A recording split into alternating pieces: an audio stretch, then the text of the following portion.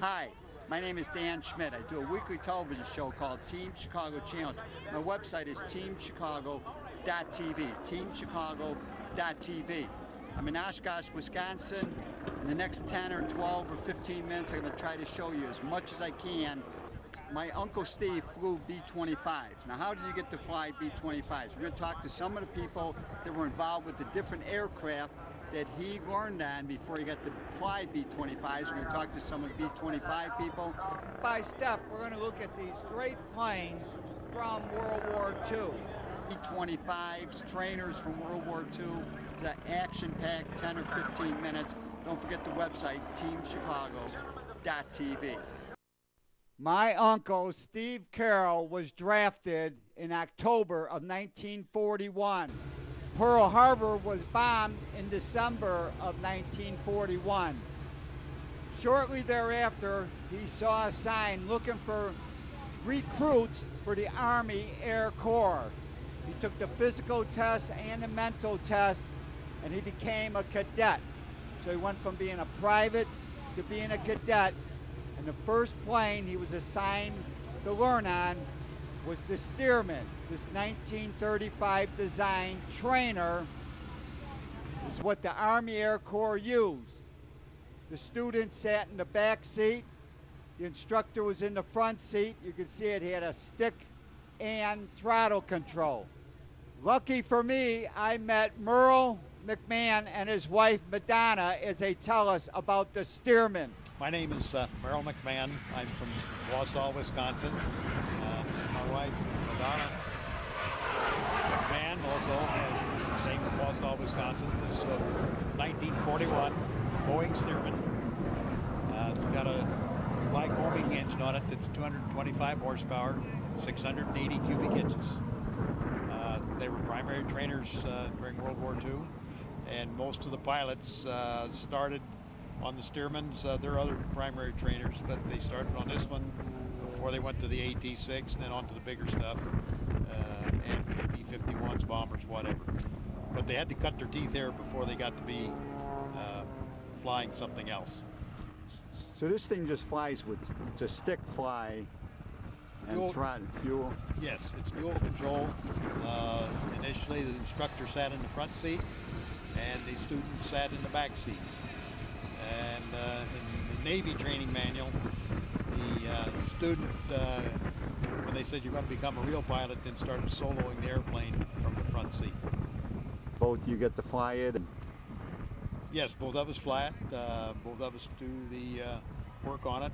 Both of us did the restoration, which we did, started in 1999, basically from 2000 to 2007 it was finished. So you started in 99? Getting ready in 99, cleaning, and then in restoration took from 2000 to 2007 when we finished it. Initially they were covered in cotton. Oh, really? With cotton and the dope, nitrate, butyrate dope, and then it was just a butyrate. But they came up with the Dacron. That's about a 1960 process. The process we have on it is developed by Ray Stitz. It was called the Stitz process. Now it's called polyfiber. Polyfiber brought them out. We try to put on about 100 hours a year. Living in Wisconsin, the winter months aren't too conducive to flying open cockpit.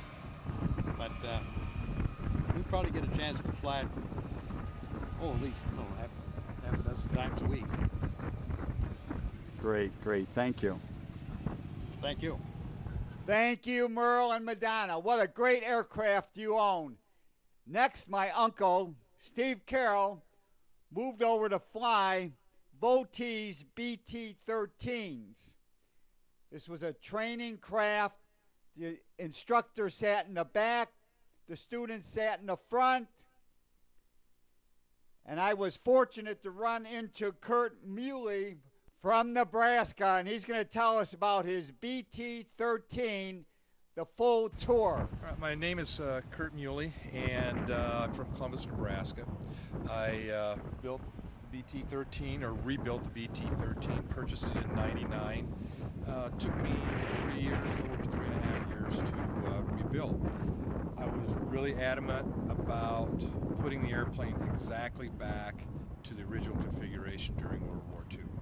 Rebuilding the airplane was a, how can I say, people ask me that, did you rebuild the airplane? Yes, to a certain point, but you don't have help from a lot of other individuals that have the same interests. It would be literally impossible.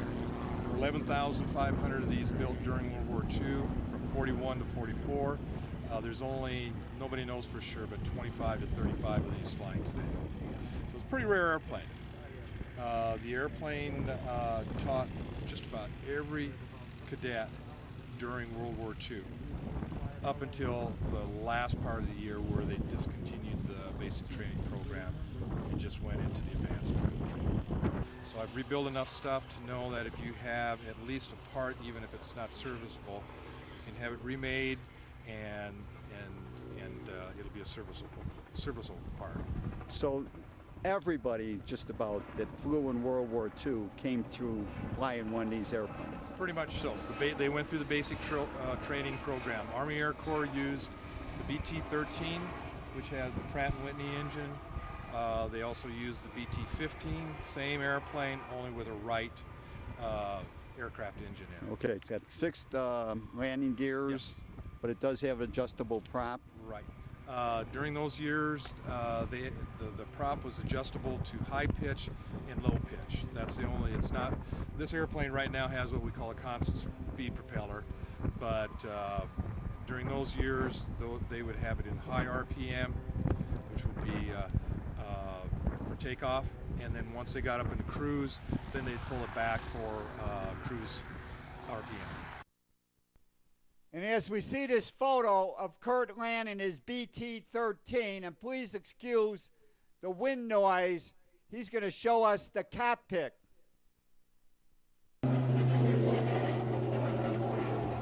So the student would have been in the front. That's correct, and the instructor in the back. So the student had all the instrumentation and everything, and for the most part the instructor had the same, but the instructor didn't have some of the, like the starting part, you know, the starter and stuff like that. Right. So the throttle is here. Throttle's on the left side here, and of course, you know, this is the main instrument. This instrument and this instrument here are your two main instruments for instrument flying. You mentioned needle and stick. Yep, needle, ball, and airspeed. Needle, ball, and airspeed. That's Right. That would be this, and this. Right. So that's going to indicate whether you're turning immediately. This is an attitude indicator, which, you know, will show you whether you're climbing or turning. Right. And turning. This is the directional control, where it shows you, it's basically a compass. And that will show you what direction you're turning to. So how many hours would they have flown? Their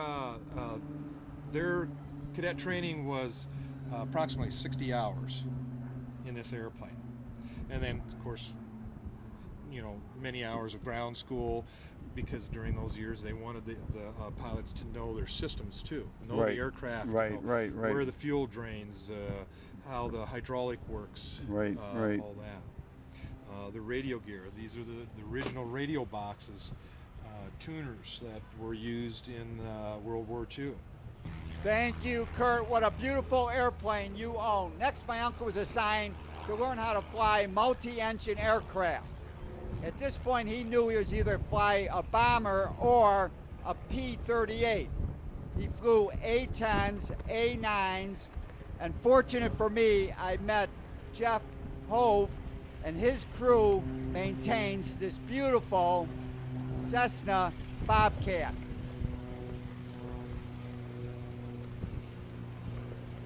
Jeff Hove from St. Paul, Minnesota, and I'm help maintain, and I'm sometimes the co-pilot on this plane. It's a Cessna UC-78 Bobcat. The civilian version was called the T-50. The UC-78 was built for the military, often used as a trainer for multi-engine pilots and as a liaison aircraft and transport aircraft to get mainly officers around the country. There were about 4,000 of them built for the military, and I think there were only about 800 civilian ones before that. After the war, they were decommissioned. A lot of them went into private hands, and this particular one went through about 6 or 8 owners before it was restored in the late 1980s and then purchased by a friend of ours named Jim Anderson, who lives in Marine on the St. Croix in Minnesota, which is northeast of St. Paul. And we base it at Lake Elmo Airport.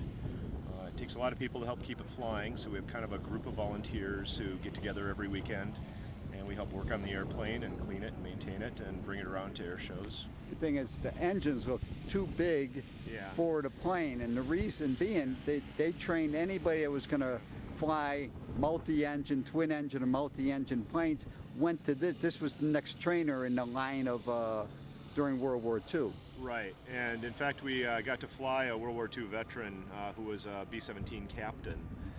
We've taken him up for rides about 3 times in this, and he had flown several hundred hours in the Bobcat getting ready to fly. Oh yeah, they had to do their solo flight, they had to do instrument flights, and triangular flight patterns using one of these is how they finally graduated. These planes, as far as the World War II and the Army Air Corps, were as critically important as any bomber that ever went out. Oh sure, the pilots have to learn on something. You can't just put somebody into a 4-engine bomber, and these were a lot more economical to run, and like I said, almost every multi-engine trainer or multi-engine pilot started out in these.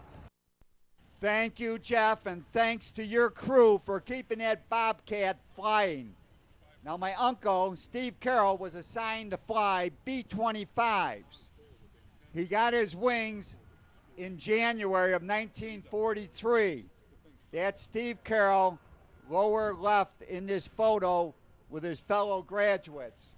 I am now going to talk to Paul Soikoff with the Liberty Aviation Museum about their B-25 that they maintain in Ohio. My name is Paul Stoikoff. This is the B-25 Georgie's Gal, and it belongs to the Liberty Aviation Museum in Port Clinton, Ohio. We acquired this airplane about 3 years ago from Tulsa, Oklahoma. It used to be called Martha Jean, and then had it restored starting in the fall of 2011, and we picked it up last July of 2012, literally right before Oshkosh. And flew her up to Oshkosh, and last year we were fortunate enough to win the Grand Champion Bomber Division. As you see it right now, it's depicted as the B-25J model. This aircraft was delivered on July 29, 1945, so it was too late to see combat. It's like B-25s came in 25 different configurations. Yeah, they were one of the most highly modified airplanes of World War II, primarily because as the fellows used them in combat, and they would contact, sometimes they sent out factory reps or the factory and say, hey, we need this, we need that to get the job done. The B-25 was excellent for ground strafing, tanks, any kind of ground transportation, troops, shipping, whatever they were trying to do. And the same thing in the water over in the Pacific. So the more firepower you had, the better it was. So they kept adding guns and adding guns and adding guns. You get to fly this? How is it to fly? It's a dream to fly. There's a saying in the industry, sort of a joke, but not really, that if you can start it and taxi it, you can fly it. It's a wonderful flying airplane. It's really kind of like a twin-engine fighter. Very maneuverable, very responsive, very nice balanced feel on the controls. Great. I really appreciate it. Any website where we can get more information about this plane and your group? Yes, www.libertyaviationmuseum.org. And we're located in Port Clinton, Ohio. Great. Thank you. Sure. Thank you, Paul, and thank you to the crew at Liberty Aviation Museum for keeping that B-25 so beautiful. Now we're going to look at a little bit of the air show at the EAA AirVenture, Oshkosh, Wisconsin.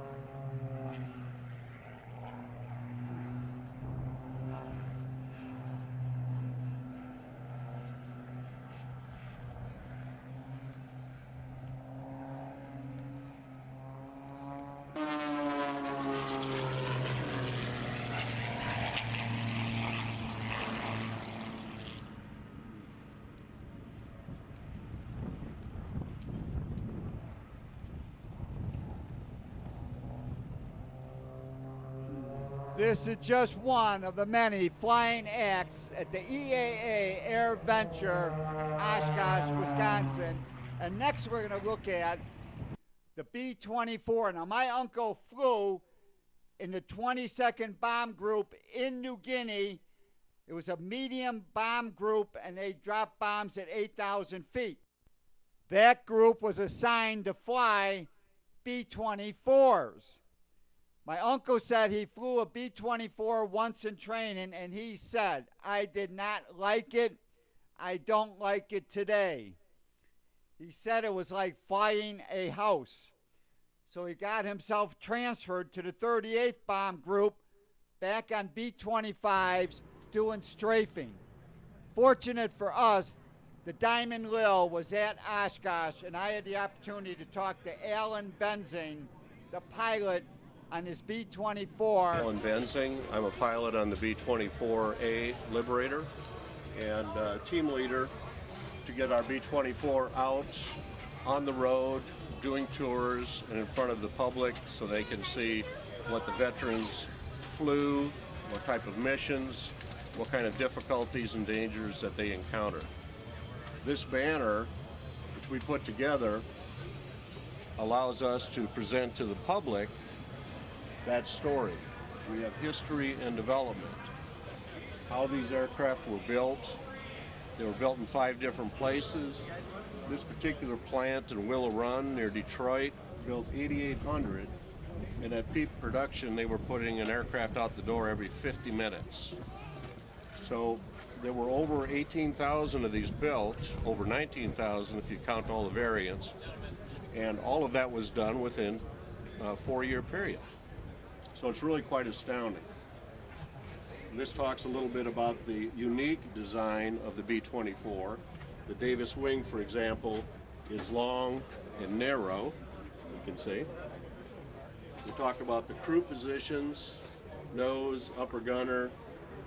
We have a tunnel gunner, there's the cockpit, waist gunners, radio operator, and so on. We talk about Ploesti raid and other missions. Ploesti because it was a very significant raid for B-24s. The B-24 is a longer range aircraft than a B-17 and it can carry a higher bomb load. So it was chosen to fly, to be based in northern Africa and in southern Italy, and to fly into southern Europe, into Romania, for example. Ploesti was an oil refinery that produced a lot of German oil needs, and we had a mission of 178 bombers with almost 1,800 men, and of those, 54 aircraft were lost and almost 500 men, just on one mission.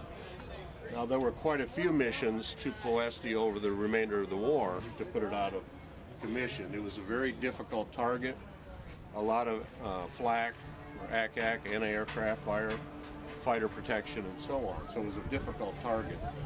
There were many models up through N. This is an A model, number 18 out of 18,000 plus. But the most numerous were the D's, J's, and then we got some H's and L's and M's. Okay?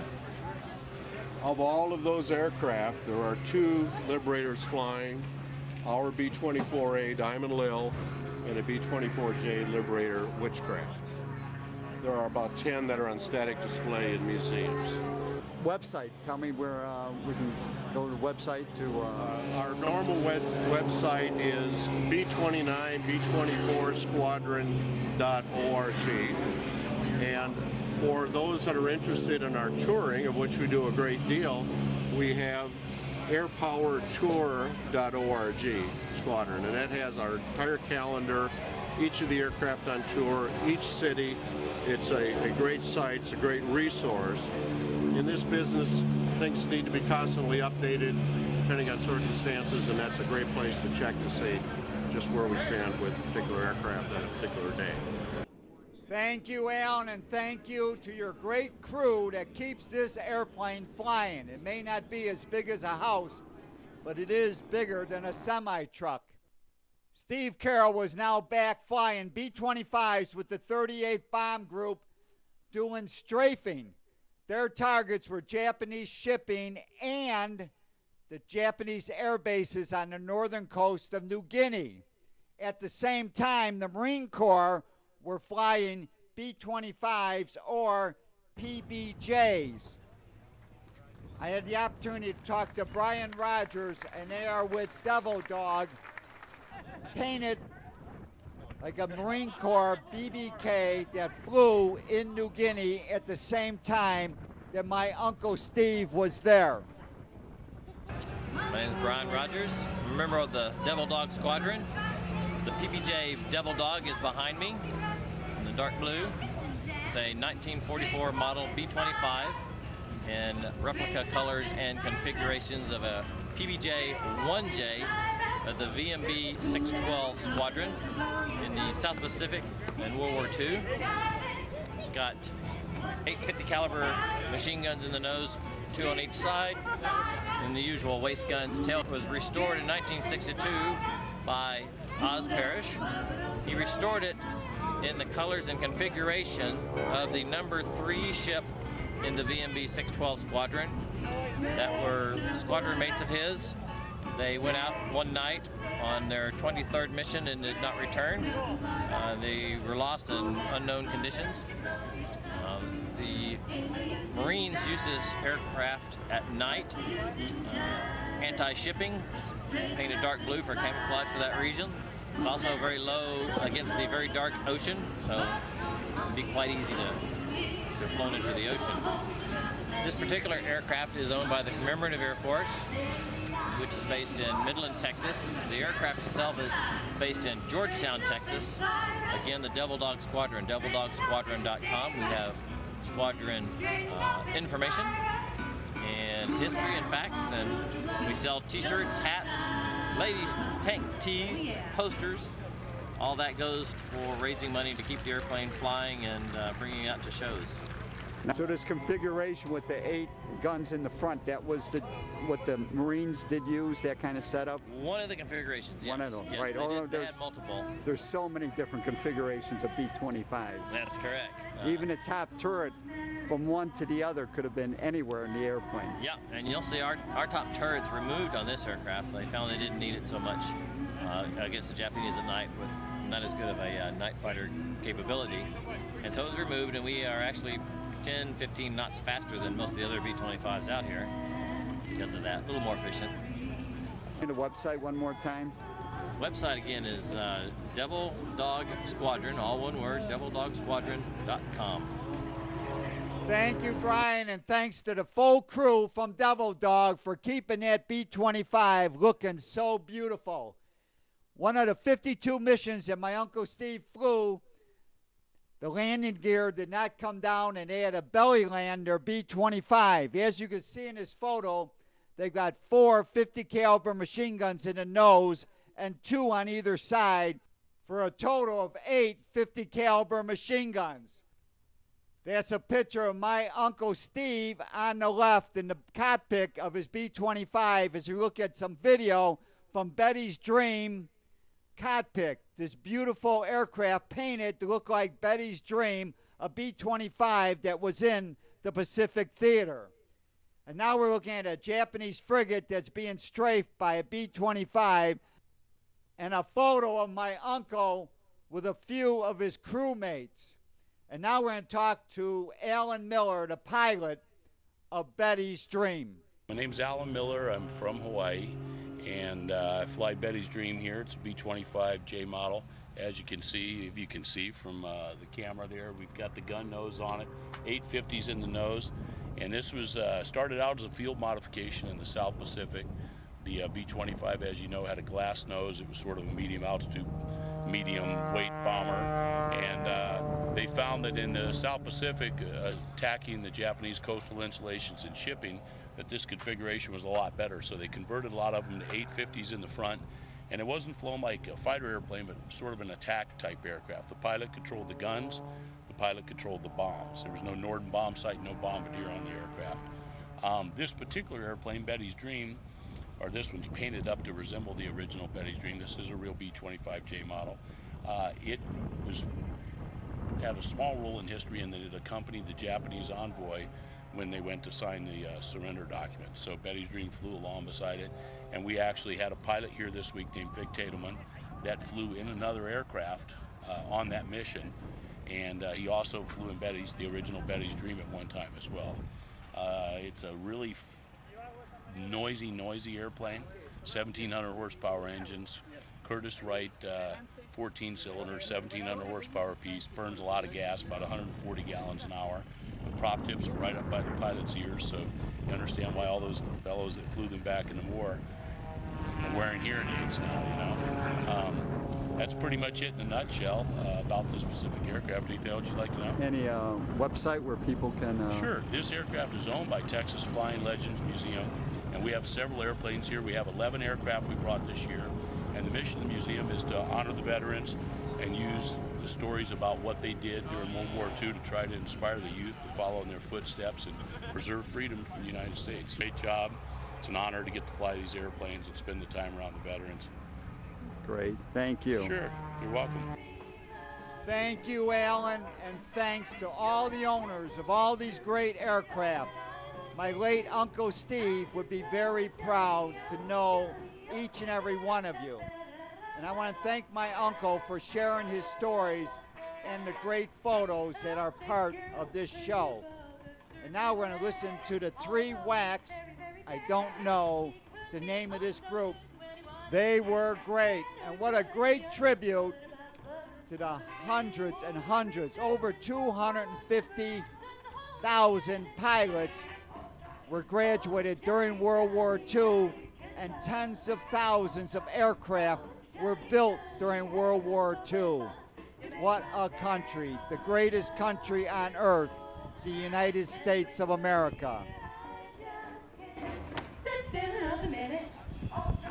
Oh, Johnny, Johnny, please tell me, please, what makes me love you so? You're not handsome, it is true, but when I look at you, I just know Johnny, Johnny, Johnny, da da da da da da da da.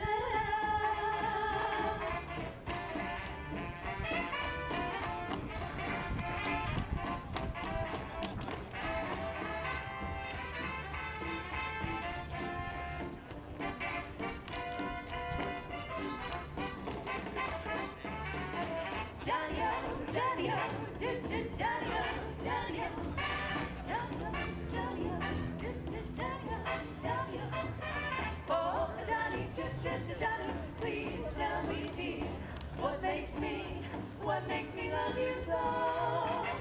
You're not